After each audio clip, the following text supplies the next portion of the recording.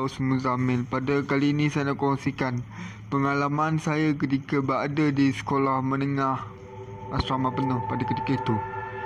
Kisah ini bermula apabila aku dan kawan-kawan aku berjaya menamatkan ujian akhir tahunnya tu, bila mana kami terpaksa berpindah ke satu tempat sebab tempat tu merupakan ada masalah tempat lama kami belajar pada ketika itu, dan tempat yang baru ni agak popular juga dan agak menyeramkan pada ketika itu.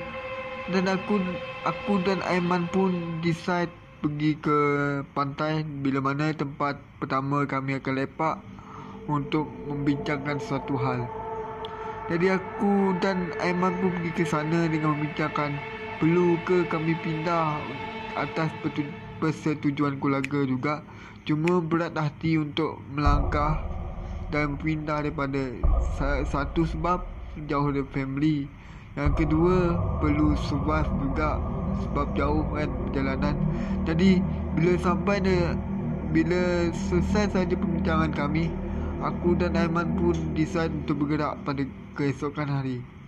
Dan aku dan Aiman menaiki sebuah bas sekolah yang disewa oleh ibu bapa kami untuk pergi ke sana, ke sekolah tersebut.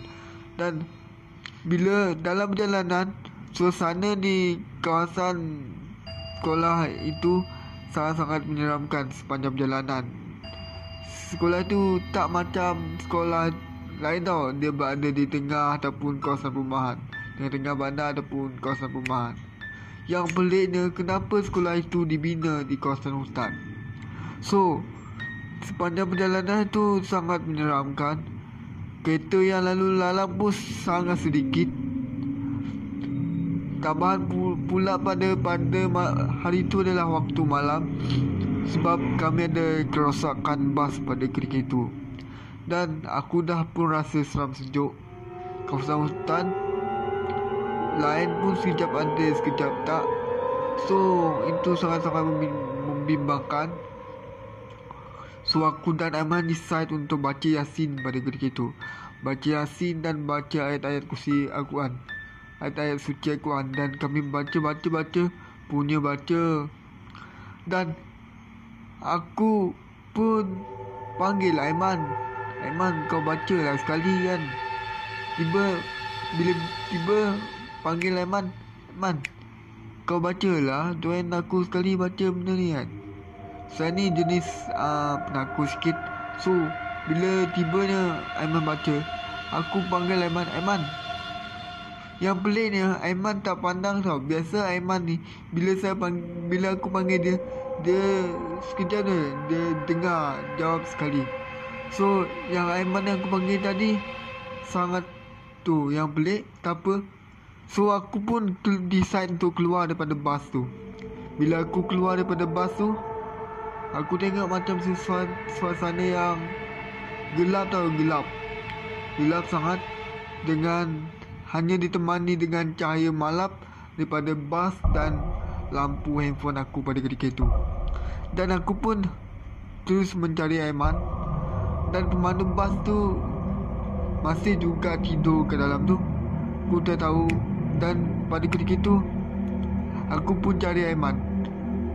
Mana Aiman? So bila tibanya aku panggil, aku nampak dia berada kat sesuatu pokok yang rendang tu. Pokok yang boleh dikatakan pokok yang seram jugalah kan. Aku panggil dia. Aku panggil, Aiman, kau buat apa dekat situ kan? So aku panggil dia, kau buat apa dekat situ? Dia tak toleh tau. Dia tak menoleh. Aku panggil dia. So bila aku panggil, aku pergi cuba mendekat. Tiba-tiba ada sesuatu yang pegang di bahu aku tau. Dan aku pun toleh. Alangkah terkejutnya bila aku pandang belakang, aku tengok Aiman. So aku terfikir, aku terdiam sekejap. Siapa yang aku tengok depan tadi? Bukan Aiman ke? So aku pun terdiam sekejap. Aiman berheran, kau pergi mana tadi? Aku cari kau, kata nak baca Yasin. Aiman kata macam tu kan. Aku lama tunggu kau dalam bas tu tadi, dia kata. So yang peliknya, tadi Aiman dekat sebelah aku. Dan bila aku panggil dia, ajak dia untuk baca Yasin, dia tak ada pula dekat sebelah tu. Dan bila aku nampak dia kat pokok tu, dia tiba-tiba belakang aku. So aku diam dan mendiamkan diri. Tak lama selepas itu, bas kami pun bergerak. Selepas mungkin ada masalah kritikal sikit dengan bas tu, dan kami pun bergerak. Sebab aku rasa aku yang pertama sekali keluar daripada bas tu. Sebab mungkin Aiman yang kedua sebab dia cari aku kot. So dalam perjalanan tu kira-kira 70 km jugalah kan. Dalam perjalanan tu kami pun tiba dekat sesuatu tempat ni untuk berehat kan, R&R, kawasan bandar juga pada ketika itu. Dan kami pun berehat dekat situ. Aku pun masih mendiamkan diri dan masih tergamam dengan apa yang berlaku pada ketika itu. Dan Aiman pun tanya, kau okey ke? Kenapa diam je dari tadi? Aku nak heran selepas daripada pokok tu kan. Aku pun tak tahu sama ada aku tak rasa apa-apa aku ketika itu. Aku rasa tak ada, kosong tau. Aku rasa mungkin separuh sedar ataupun macam mana kan, aku pun tak tahu. So jadi aku terus diam. Bila Aiman menyedari aku terdiam daripada tadi, dia pun membuka ayat suci Al-Quran tau. Tiba-tiba aku merasa badan aku panas tau. Badan aku panas. Aku pun menjerit lah kan. Menjerit. Dan aku pun menjerit.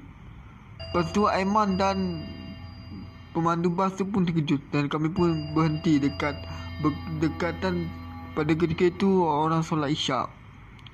Sampai di kawasan masjid juga. Nasib masa tu terhenti dekat tepi jalan, tepi masjid tu juga, berdekatan dengan masjid. Jalan. Pemandu bas tu pun terkejut. Dan orang-orang surau pada ketika itu heranlah, bas kami tu datang daripada mana malam-malam macam ni kan. Bas mana yang bergerak pada malam-malam macam ni. So dia pun bertanya. Ada seorang imam ni, dia datang. Dia kata ada sesuatu yang ikut kamu. Dia kata kepada pemandu bas tu. So Aiman dan pemandu bas tu pun terkejut lah. Tengok aku terdiam je. Macam tu, macam tak ada apa-apa berlaku. So imam dan jemaah masjid tu pun bawa aku masuk ke masjid. Dan pada ketika itu aku pun dibawa ke masjid. Selepas selesai mereka menunaikan dulu solat isyak pada ketika itu.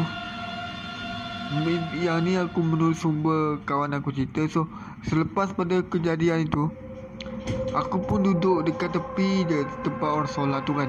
Duduk dekat tepi orang solat. Dan selepas saja mereka menunaikan solat, mereka pun bacalah zikir-zikir apa semua kan. Orang yang selesai solat subuh doa selepas solat ni kan. Jadi aku pun rasa benda yang lain tau. Benda yang sangat menyeramkan pada ketika itu. Dan aku rasa jerit untuk kali kedua. Yang ni dia menjerit sangat-sangat menyeramkan tau. Bila semua jemaah terkejut apabila mendengar aku menjerit itu pada ketika itu. Dan mereka berkata, salah seorang imam masjid tu bertanya kepada pemandu bas tu, kamu ada berhenti kat mana-mana tak?